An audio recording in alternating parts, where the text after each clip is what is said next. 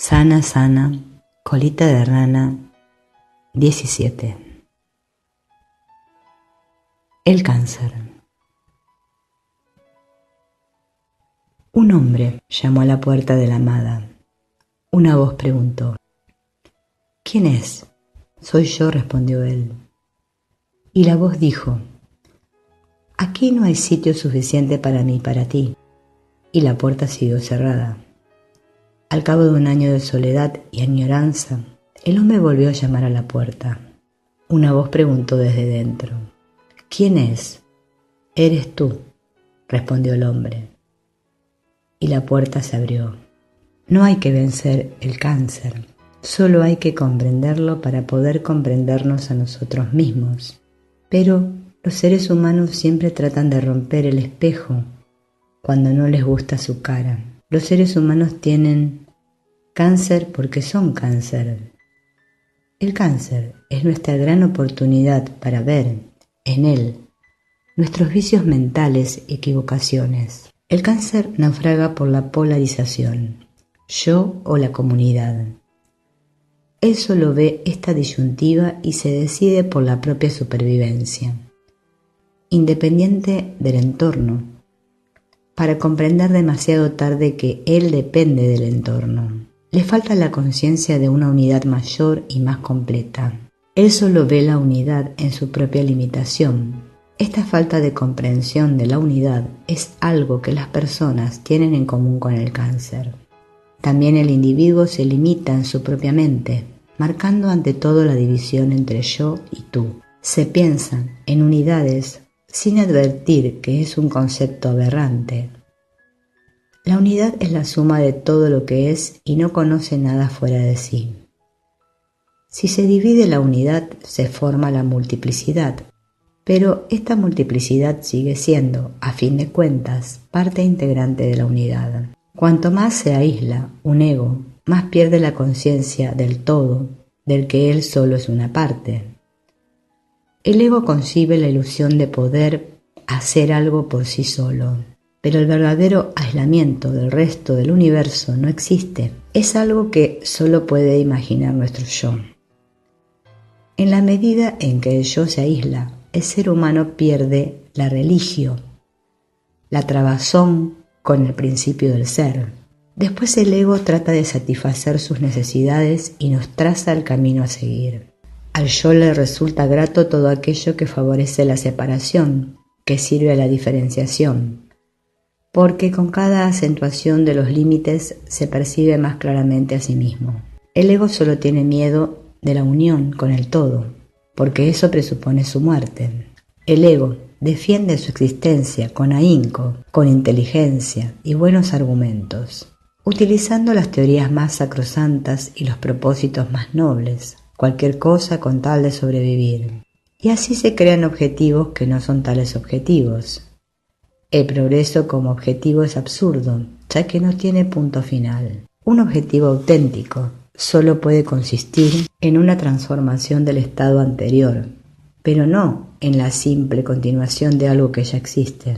Nosotros los humanos estamos en la polaridad. ¿De qué nos sirve un objetivo que solo sea polar? Ahora bien, si el objetivo es la unidad, ello significa una cualidad del ser totalmente diferente de la que experimentamos en la polaridad. Al individuo que está en la cárcel no se le motiva proponiéndole otra cárcel, aunque ésta sea un poco más cómoda, pero la libertad es un paso cualitativamente mucho más importante. Ahora bien, el objetivo de la unidad solo puede alcanzarse sacrificando el yo, porque mientras haya un yo habrá un tú, y seguiremos en la polaridad. Para renacer en espíritu, antes hay que morir, y esta muerte afecta al yo. Mientras nuestro yo luche por la vida eterna, seguiremos fracasando como la célula del cáncer. La célula del cáncer se diferencia de la célula corporal por la sobrevaloración de su ego. En la célula, el núcleo hace las veces de cerebro. En la célula cancerosa, el núcleo adquiere más y más importancia y por lo tanto aumenta de tamaño. El cáncer se diagnostica también por la alteración morfológica del núcleo de la célula. Esta alteración del núcleo equivale a la hiperacentuación del pensamiento cerebral egocéntrico que marca nuestra época. La célula cancerosa busca su vida eterna en la proliferación y expansión material. Ni el cáncer ni el ser humano han comprendido todavía que buscan en la materia algo que no está ahí, la vida. Se confunde el contenido con la forma y con la multiplicación de la forma. Se trata de conseguir el codiciado contenido, pero ya Jesús advirtió: el que quiera conservar la vida la perderá. Por tanto, todas las escuelas iniciáticas enseñan desde tiempo inmemorial el camino opuesto: sacrificar la forma para recibir el contenido, o en otras palabras, el yo debe morir para que podamos volver a nacer en el ser. Desde luego el ser, con mayúscula, no es mi ser con minúscula, sino el ser con mayúscula. Es el punto central que está en todo.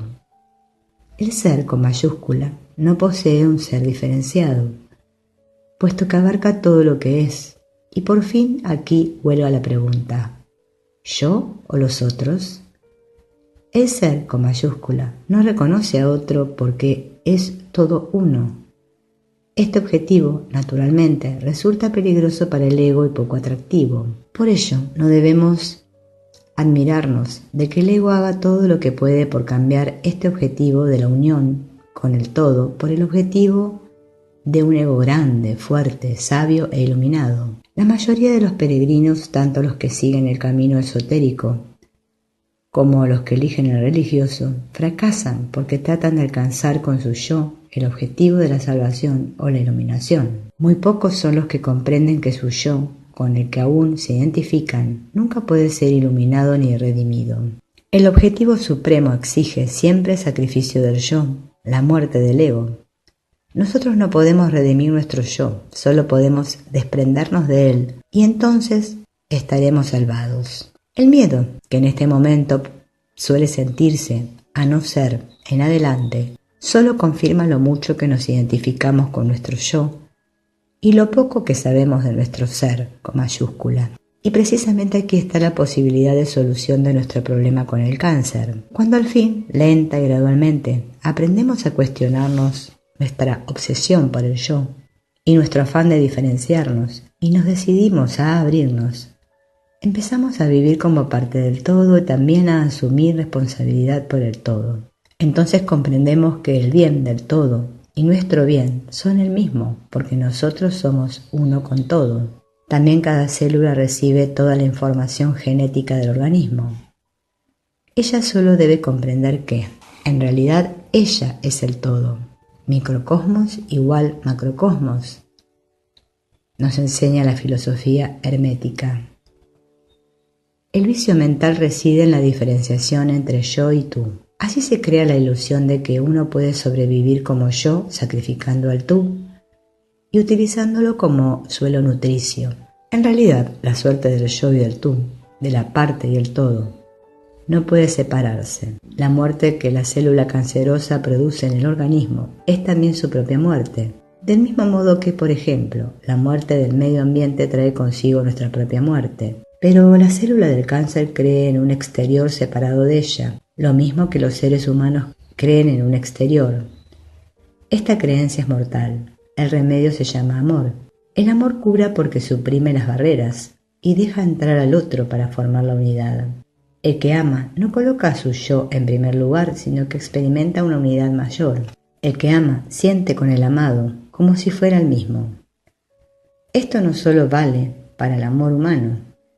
El que ama a un animal no puede contemplarlo desde el punto de vista del ganadero. No nos referimos a un pseudo-amor sentimental, sino a ese estado que realmente hace sentir algo de la unión de todo lo que es, y no es esa actuación con la que con frecuencia uno trata de neutralizar sus inconscientes sentimientos de culpabilidad por las propias agresiones reprimidas por medio de buenas obras y de un exagerado amor a los animales. El cáncer no muestra amor vivido, el cáncer es amor pervertido. El amor salva todas las fronteras y barreras. En el amor se unen y funden los opuestos. El amor es la unión con todo, se hace extensivo a todo y no se detiene ante nada. El amor no teme la muerte, porque el amor es vida. El que no vive este amor en su conciencia corre peligro de que su amor pase a lo corporal y trate de imponer ahí sus leyes en forma de cáncer. También la célula cancerosa salva todas las fronteras y barreras. El cáncer pasa por alto la individualidad de los órganos. También el cáncer se extiende por todas partes y no se detiene ante nada. Metástasis. Tampoco las células cancerosas temen a la muerte. El cáncer es amor en el plano equivocado. La perfección y la unión solo pueden realizarse en el espíritu y no en la materia, porque la materia es la sombra del espíritu. Dentro del mundo transitorio de las formas, el ser humano no puede realizar lo que pertenece a un plano imperecedero. A pesar de todos los esfuerzos de los que aspiran a mejorar el mundo, nunca existirá un mundo perfectamente sano, sin conflictos ni problemas, sin fricciones ni disputas. Nunca existirá el ser humano completamente sano, sin enfermedad ni muerte. Nunca existirá el amor que todo lo abarca, porque el mundo de las formas vive de las fronteras. Pero todos los objetivos pueden realizarse, por todos y en todo momento, por el que descubre la falsedad de las formas y en su conciencia es libre. En el mundo polar el amor conduce a la esclavitud, en la unidad es libertad. El cáncer es el síntoma de un amor mal entendido. El cáncer solo respeta el símbolo del amor verdadero. El símbolo del amor verdadero es el corazón, y el corazón es el único órgano que no es atacado por el cáncer. Esta triunfal proliferación de las células cancerosas termina cuando ha consumido literalmente a la persona a la que ha convertido en su suelo nutricio. Llega un momento en el que la célula cancerosa sucumbe a los problemas de abastecimiento. Hasta ese momento prospera. Queda la pregunta de ¿por qué la que fuera excelente célula hace todas estas cosas? Su motivación debería ser fácil de explicar.